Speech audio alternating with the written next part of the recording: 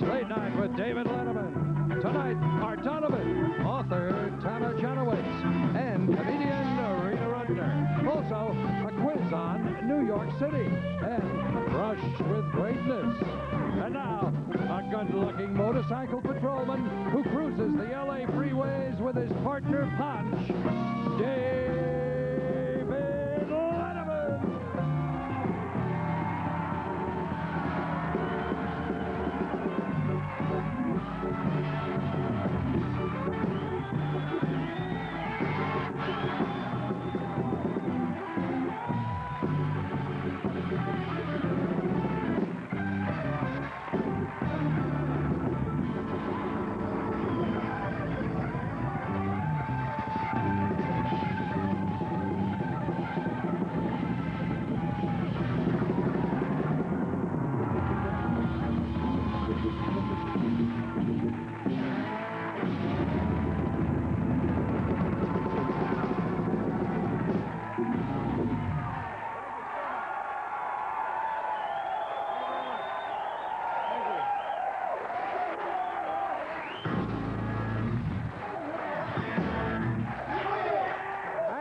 Thank you very much, ladies and gentlemen. Welcome to NBC, home of the 10-minute ticker, because... What does that mean? What? What does that mean? 10-minute ticker, that's a big NBC sports deal. They've promoted their brains out on this thing. Every 10 minutes during an NBC football game, you get all of the scores from around the world. That's true. The 10-minute ticker. And apparently it's really catching on. Yeah. We're just back from vacation. I have to tell you something. I had a very, very hectic schedule, a very busy vacation, but it was quite rewarding. I did what I usually do. I traveled around the country giving lectures at various prisons. And you know, ladies and gentlemen, today New York City schools have opened up, which of course means, as always, a big drop in crime here. And, you know...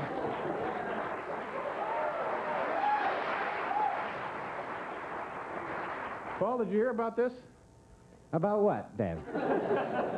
On the occasion of his installation as Archbishop yesterday, Desmond Tutu received a telegram from William Rehnquist which read, "You still can't rent my summer home." What a kidder this guy is. He's just thank you so much. Thank you. We'll edit those right out. Ladies and gentlemen, you know, we've been, this is strange, for those of you folks watching at home, we used to do this show, well, we always did the show here, and then for a while, how long were we up there, Paul, in the other studio? A good 6-7 years. Then we went up to another studio, we were up on the 8th floor, a big, huge, beautiful studio, which was originally built for Beethoven, wasn't it? Something like that. Something like that. And, oh, it's a wonderful studio up there, and now we're back down here in this little tiny studio, and while we were gone, 3 months, was it 3 months, 2 months? Something like that, we don't know. While we were gone, they completely renovated this place, and they did some wonderful things in here, but it still feels a little confined, doesn't it? We were in 8H, now we're in 6A. Hal? Yes, sir. Yes, sir. Show the people the new equipment that was installed during this renovation. Now, explain to them what we couldn't do before, and then show them what we can do now. These are some of the wonderful multi-million-dollar, actually, renovations that went on here in Studio 6A for us. And keep in mind that some of this stuff we couldn't do before the new equipment is in, but it's in now, and we can do it. Here's something we couldn't do before, and roll it. Okay, watch, see.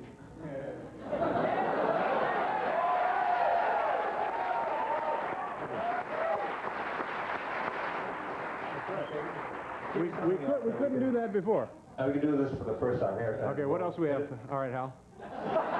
Ooh, oh, I like that, Paul. Do we have some music for that?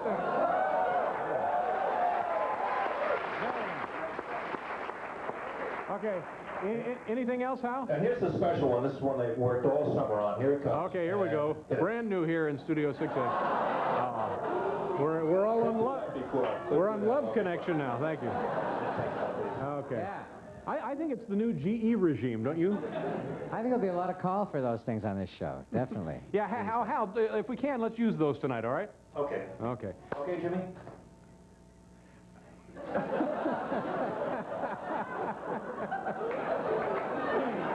Anyway, We're back here in our studio. We got a great show. Art Donavan is here, Rita Rudner, Yes. and author Tema Janowitz. We're going into the. We have a top 10. We don't have a top 10, do we? Well, do we have it or we don't have it?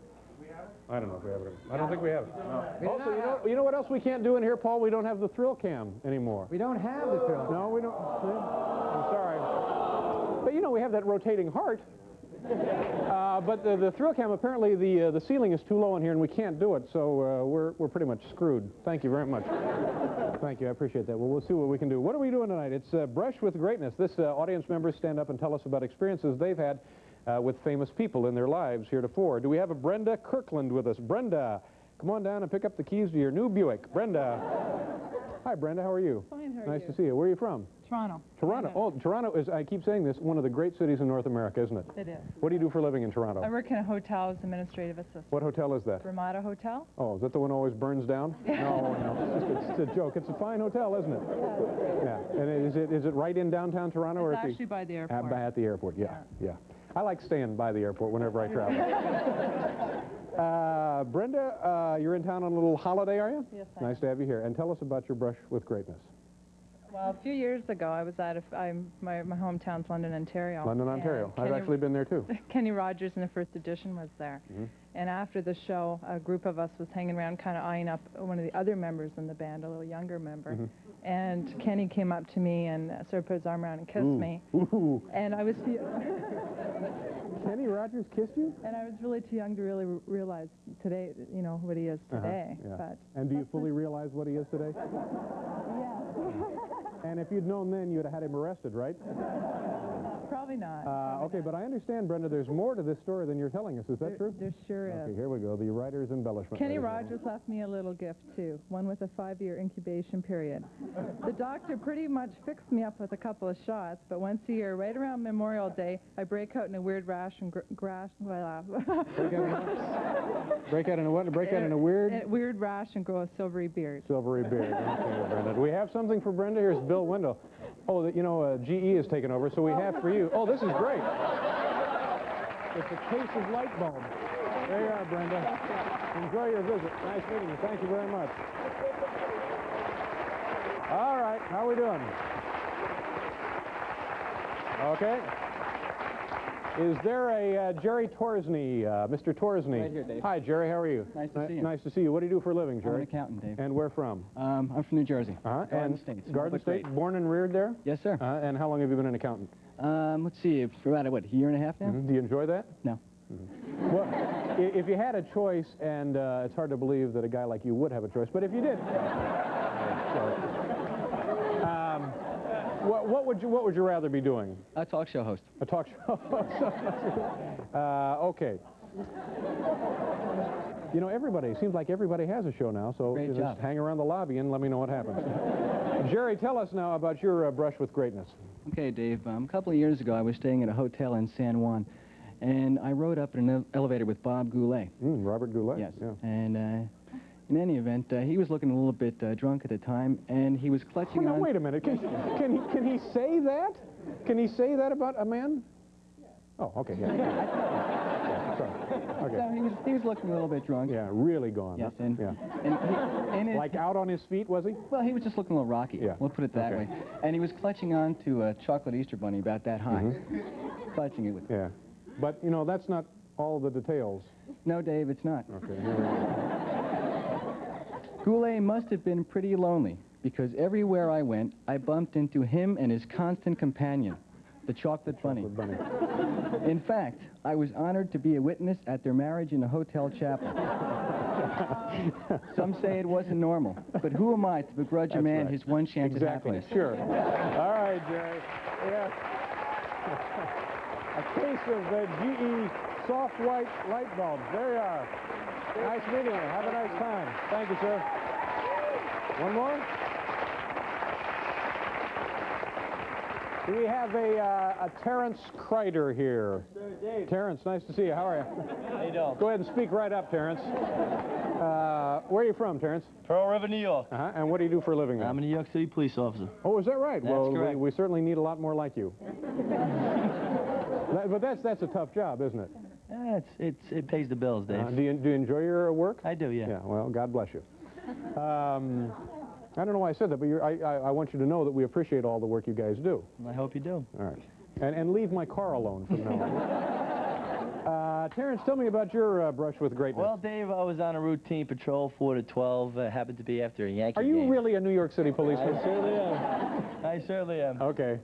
Routine patrol 4 to 12 on the Grand Concourse. Happened to be after a Yankee game. We see this vehicle blow 2 red lights. Oh, this is police talk. Paul, listen to this. Hear that one, Paul? They saw a vehicle blow 2 red lights. It's like Miami Vice here. Well, that means they ran 2 red lights. They ran 2 red lights. Blew 2 red lights, all right. So me and my partner turned around. We got behind the vehicle. We finally pulled him over, and we went up next for license, registration, insurance, and he said, "My name's Dave Winfield." Right, right. And you said to him, "Go ahead, Dave."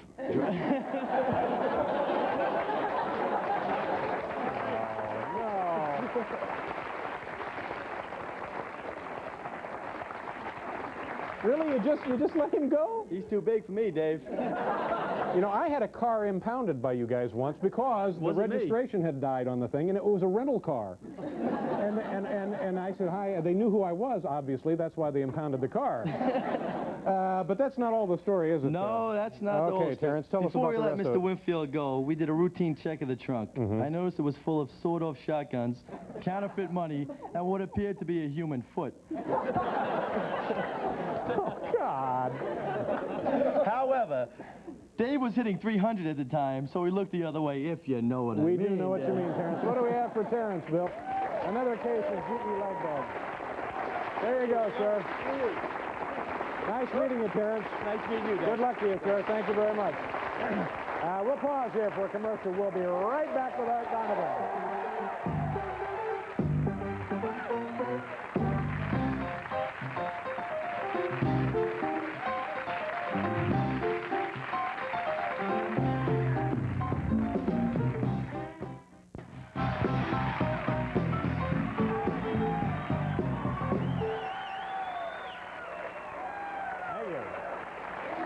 Thank you very much. Welcome back to the show. We get a good one here tonight. Did you have a nice vacation, Paul? I did. A couple of weeks? A Do very anything hectic memorable? vacation, Can you highlight actually. something for us? I was spent a little time in St. John, a wonderful island. Yeah. Beautiful. Flew into there. Miami, did a little work for Donnie Johnson on his new rock video. Is that right? I don't know whether you saw the debut on MTV, the awards. Big debut. I'm in there with him. I'm his best friend, Logan. Now, what, you played, Seriously, I played you Don played Johnson's best friend? Best friend. Well, now, how did you get this part? I guess he wanted the hippest guy in America to be his best friend, and you know. But so we did. I've been there, back. There's a lot of work in these hour-long. It's not a video, by the way. No, it's a long form. It's a long form. Yeah, Donnie's long form. Yeah. Well, and I got to say hi to all the kids down there. I want to say hi to all the characters down there: Passionata, Chewy, Paul, the Dead Boys, Paul, all the kids. Okay. You know. Anyway, we're back from vacation. And, How was your vacation? You know, it was all right. I spent actually about the full 2 weeks trying to get in touch with Little Anthony and the Imperials. I have their number. You should have called. Well, you were off with Don and Donnie. Doug. Who? Donnie. Donnie. Oh, I'm sorry. Donnie's long form. Our first guest this evening, ladies and gentlemen, is one of our favorites. He was one of the best defensive tackles ever to play the game of football. Right, Paul? Yes, David. He was also the first Baltimore Colt elected to the Pro Football Hall of Fame located in Canton, Ohio. He is also a very entertaining man, and most important, this guy can eat more hot dogs than any human I know. Please welcome Art Donavan.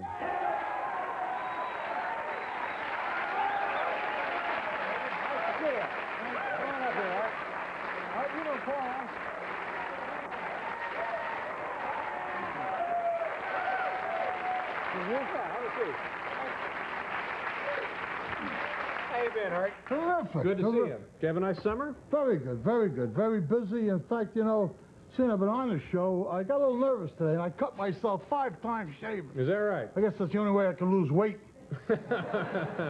What did you do this summer? Just worked. Yeah, worked around you own a country club, Yeah, right? right. We own a swimming and tennis club in Baltimore. Keeps us pretty busy. We have a lot of weddings and we cater a lot of affairs. And Are you ever there at the club? oh, sure, I'm there all the time. I'm the only one that can start and stop the pools. Start and stop the The pool? pool, yeah. Press the button. Oh, I and see. starts. Yeah. Press the other button, it stops. Yeah, yeah. Now, football, NFL got underway yesterday. You probably know about the 10-minute ticker, don't you? No, I didn't know what you were talking about. I was listening. 10-minute ticker. Now, is it true you can eat that many? Somebody said like 30 hot dogs. Is that what you told us once I before? think I could go for 40, maybe. If you were going to have hot dogs tomorrow night for dinner, how many would you eat? It's all according to what kind they are. If they're kosher, I eat more than the regular. If they're the ones from the stand on the corner here, I had to stop at $22 worth one day. I almost ate myself out of the wallet. Yeah. Did you, when you were playing football, did you and other members of your teams ever have eating contests? Well, yeah, well, really, we were all older fellas. We all hung around in one room, and they said, who do you think's the biggest eater on the team? I said, what are you talking about? He said, well, how about chicken, Southern fried chicken? So I said, well, Don Joyce was the right defensive end. Don Joyce? Joyce. I said, he can eat more than anybody else. The guy says, no, for $100, Gino Marchetti, who's the other great defensive end. So we had a chicken eating contest. Sunday afternoon, over at the dining room at Western Maryland College. This is in training camp. Yeah, we set it up. The coaches left, and here comes a typical Southern Maryland meal, Southern fried chicken, mashed potatoes, and peas. Well, Marchetti, he's eating the chicken. But Joyce, he's eating the chicken, the mashed potatoes, and the peas. The whole deal. There goes my $100. I said, don't worry about the damn mashed potatoes and peas. Just eat the chicken. He starts bones and all now. He's going at this thing. So Marchetti gets the 26 pieces of chicken. He says, I quit. I can't eat anymore. Joyce, we got 25. Wow. So 2 more, we win. Yeah. He says, oh, I'm still hungry. And he ate 36 pieces of chicken. But we wouldn't let him take anything to drink with it, wash it down and fill his stomach. 36 pieces of chicken. Yeah, so afterwards when he stopped, he said we had a big pitcher of iced tea in front of him. So hey, drink it all. We don't care if he blows up now because, you know, we won the bet. Sure, yeah. And with that, he reached into his pocket and pulled out 3 pieces of saccharine and dropped it in his iced tea. He's watching his weight. No. Swear to God. Is that a true story? True story. Yeah, yeah. What was the toughest game you were ever in? What was the worst injury you ever saw? I broke my leg one. Oh, the worst injury I ever saw? Well, let's start with you. What's the worst injury you ever had? I broke my leg. Yeah. Some guy fell on me. They kept jumping on me. Those days you could do anything. You know? So at the end of the game... All right. A guy actually jumped on your leg several times? Yeah, he jumped on me twice. He broke it twice.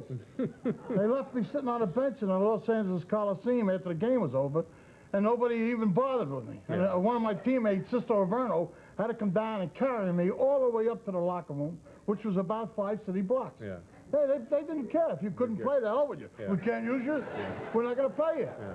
Do you think the guys that were your contemporaries are more tough physically than the guys playing the game today, or not? Oh, I wouldn't want to answer that question because if you meet one of these young dudes, they'll have to knock you on your back. So I don't.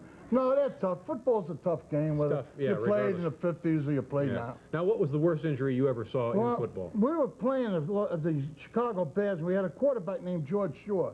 And we didn't think George Shaw from Oregon. And we didn't think he was too tough, you see. And he's going back, get the ball from the center. Dick Szymanski was the center. And he went back to throw the ball, and here comes this guy named George Connors blitzing. And he's got a 20-yard head start. And as George Shaw goes to get tackled, he goes forward, and Connors hit him a shot in the mouth, broke his face mask, broke his nose, did everything. And they dragged George off the field, and they sit him on the bench alongside of Szymanski, who's the center. And George Shaw says to Sizzy, Dick, how do my teeth look? He says, I don't know, George, they're not there anymore. And that was the end of it. Ooh. And then if he didn't go back in the game again. Yeah. Is that right? He went back, he continued to play the game. Guys were tough then. Tough? Well, yeah, they were tough. Let me ask you a question. You've had that haircut, what, since you're about 5? Well, I think I was born like this. Probably In fact, the guy says, how much do you weigh when you're born? And Dr. Shaughnessy went like this. He says 17 pounds. My poor mother couldn't walk for a month. But, terrible. Let's see. We'll do a commercial here. We'll be right back with Art Donavan, folks.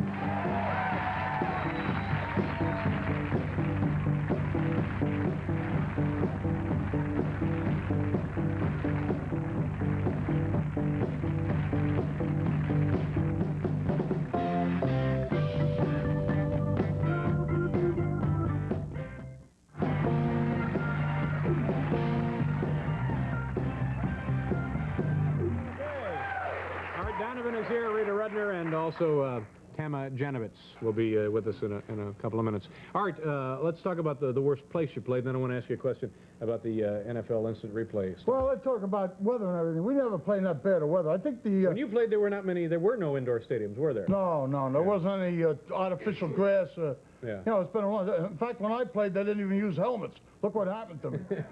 Well, anyhow, I think the worst conditions we ever played under, we played an exhibition game in a brand new stadium in Louisville, Kentucky. And the only thing they had there before was a football game. All week long, they had a circus. Mm-hmm. Well, they got a circus, they got elephants, and they got horses, you know. Yeah. And the Giants were playing the Giants. And they would break their offensive huddle, and their line would come down, and they get set, and they couldn't move.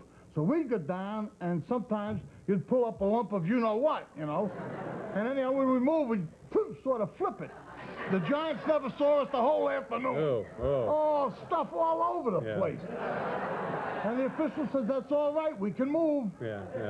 Those were the good old days, weren't they? All right, now let's talk about, what is the rule now with the instant replay? If there is a call in question, one of the teams can ask for a ruling via the videotape from the booth upstairs? Yeah, well, one guy calls the other guy, then the other guy goes up in the booth. Now, how many of those do you get during the game? I don't know. I saw one guy, it took him a half an hour, then they went down on the field again, and they had the instant replay again. They said no penalty. Yeah. So I don't know. I think it's good, though, because these fellas are only human like anything else, and, you know, an official can be wrong. Mm-hmm. And why should a game be won or wrong if an official makes a bad call? I think it's a good idea. Yeah, but then the argument is, and I happen to agree with this, that it's the human element, and over the season they're going to even out anyway. Well, I don't know too much about the human element, I've never really... I know, Art, but there's no sense in calling attention to the obvious. No, so... I've been called a lot of things, but not human. Anyway, now your old buddy Don Shula took a beating yesterday, didn't he? Yeah, what was the score? 30? 50 to 28. 50 to 28. And Shula was smiling. They went over to shake hands with the other team. Yeah. And he's going, oh, good you are so big. And you imagine what Shula did when he got in the locker room? I don't know, is Shula a tough guy? Oh, he's a wild man. Everybody thinks he's a saint. He looks very mild-mannered. Oh, yeah, because he goes to church every morning, you know. Yeah. Shula's a bad man. Whoa. Once we were playing up in Milwaukee, he and the guy, his offensive coordinator, Carl Tassif, Shula stole the cab. Stole the cab? Stole the cab, put the cabbie's hat on, stole the cab, drove it back to the hotel, got out and opened the back door, and Tassif's in there drunk, and they would have never got caught stealing the cab, only Tassif insisted on paying the fare. Yeah. And Shula said, you damn fool, it's me. Get in the hotel. Any predictions?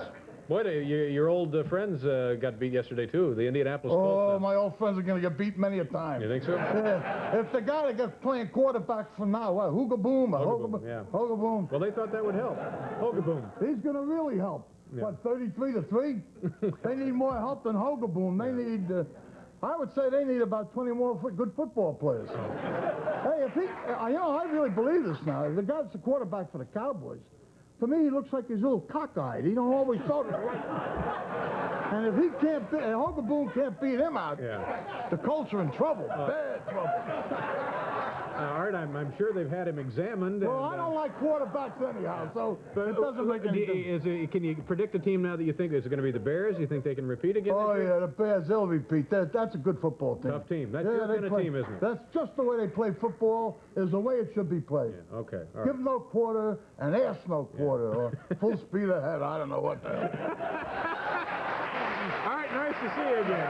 Come back again, anytime. We'll be back.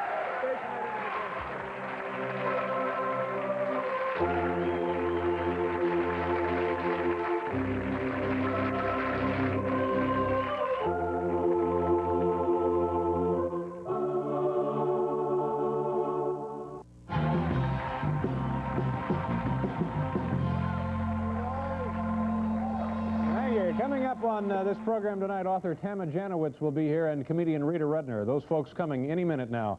Tomorrow on the program, Susan St. James from Kate and Alley, and also musician Philip Glass, and Society Orchestra leader Lester Lannon will be here. Lester Lannon will be here. That's right. So try and get a nap in the afternoon and stay up so you don't miss it. Oh, look at this. We have a quiz about conduct of behavior here in New York City, sort of a sociological profile of activity going on in New York City. Paul, do you have any music for this? Spreading the... All right. That's it? That's all there is? You know how it goes. Well, all right. Play some more of it? No, that's too late. Forget it. Let's go. We got to move on. I'll play later. By the way, we're trying to get this show extended to 90 minutes, 5 nights a week, ladies and gentlemen.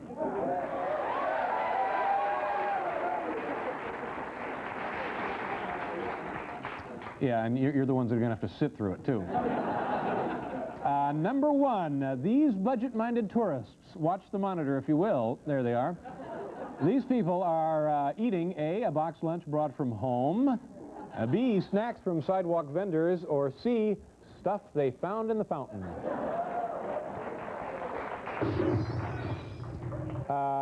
These men you're looking at right now, these guys have just disposed of A, garbage from an apartment building, B, refuse from a construction site, C, witnesses from the Gotti trial. And of course, the answer to that is A, garbage from an apartment building. This next scene demonstrates A, the joys of parenthood, B, the variety of city lifestyles, C, that Cher, in fact, has relatives here in New York City.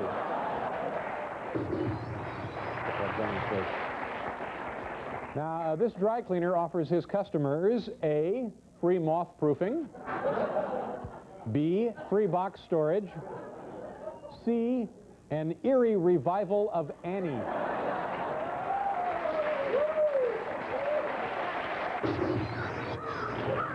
Next, this paramedic is waiting for A, his relief to arrive, B, his shift to come to an end, C, the Run DMC concert to let out.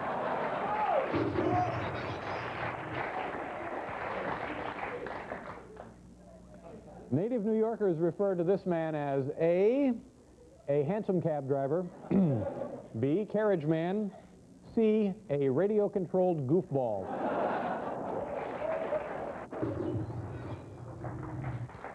This man is reaching into the paper bag for A, his lunch, B, his receipt, C, the reassuring touch of his mother's head.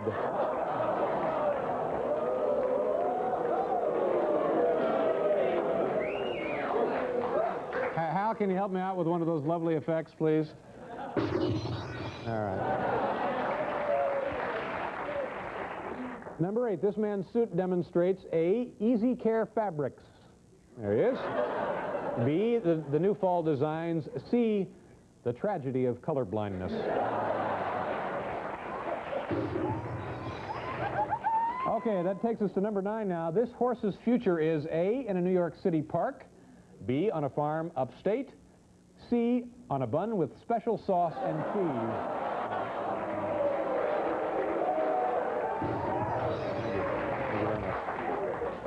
They're not booing, of course. They're just chanting Dave, Dave. Number 10, this man is waiting for, oh, get ready, Paul, to cover me here. This man is waiting for A, contributions, B, media attention, C, a woman dressed like a dog. We'll be back here with Rita Rudner, folks.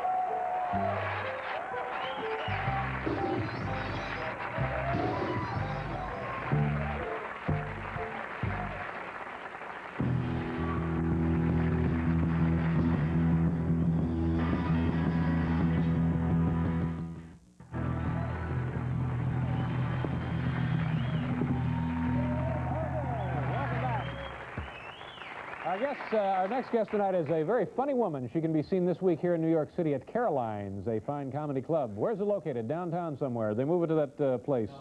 Not yet. It's downtown somewhere. That's all the information you really need on that place. Folks, please say hello to a fine young comedian, Rita Rudner. Rita, come on out.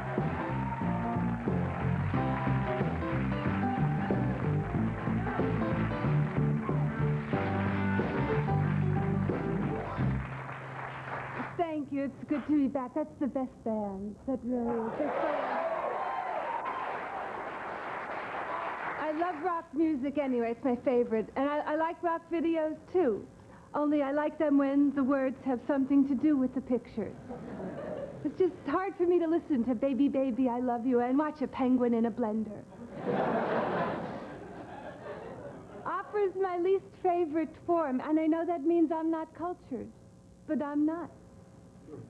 I would rather listen to a cat fight. It's the same pitch, it's shorter, I understand what it's about. Country music is interesting, it is. Well, it's more amazing. How do they think of that many melodies that sound that much alike? Most songs are about how painful love is. It's a good thing love is painful. Otherwise, songs would all have to be about root canals. Love is a very strange emotion. It really is. I don't know if I've ever fallen in love. I know I've stepped in it a few times. Well, I date, because I'm single. And I don't call them dates anymore, though. I just call them what they are. Hopeless acts of desperation. It's very difficult. Dating is difficult, but I would never answer a personal ad because they're dangerous. They are. You have to be able to separate the ones who are lying from the ones who are hallucinating.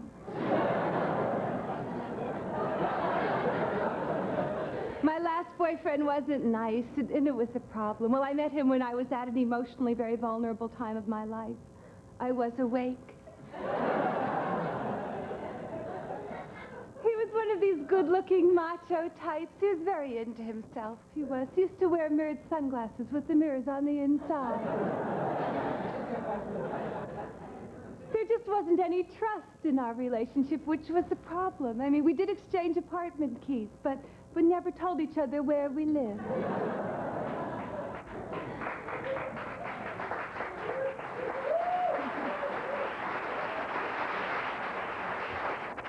I do want to get married someday, though I do. But marriages are so transient now. They scare me. When I meet a guy, the first question I ask myself is this the man I want my children to spend their weekends with?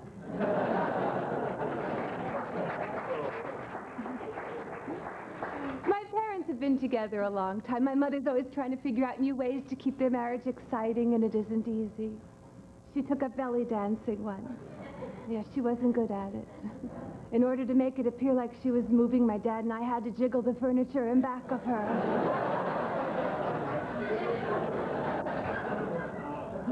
I'm trying to get better at flirting. I'm just not good at it. I have a girlfriend who's the best. I went to a baseball game with her once. By the third inning, the pitcher was sitting with us. Some things I don't understand about flirting, like why are women wearing perfumes that smell like flowers to attract men?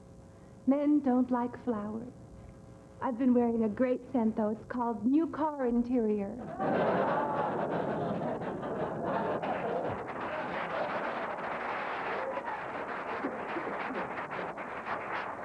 And what are men wearing? Why do they think we like horse saddles and pine saddles? We're attracting bees, they're attracting flies.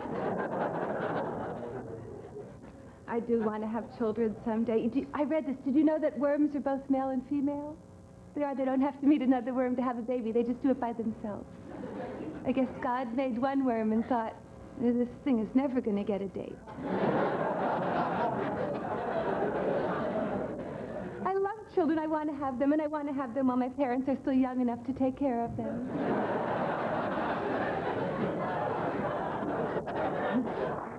They came out with this awful study in Newsweek, though. It was so terrible. It said after ages 30 and over, there's a less than 20% chance women will ever get married. They should do another survey. They should find out what the chances are that women 30 and over are ever going to buy Newsweek again. Thank you very much.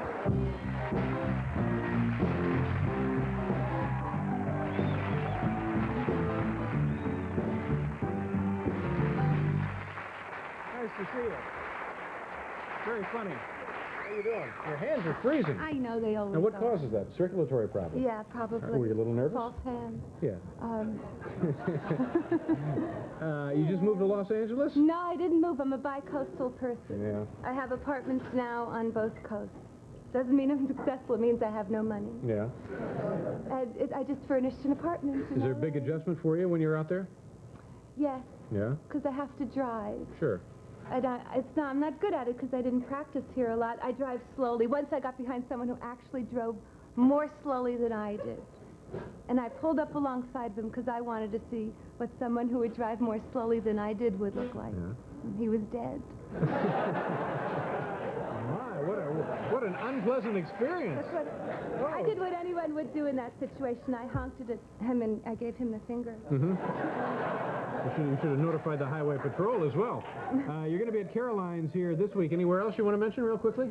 Then I'm going to be home. Okay, good. Rita Rudner, ladies and gentlemen. Nice to see you again.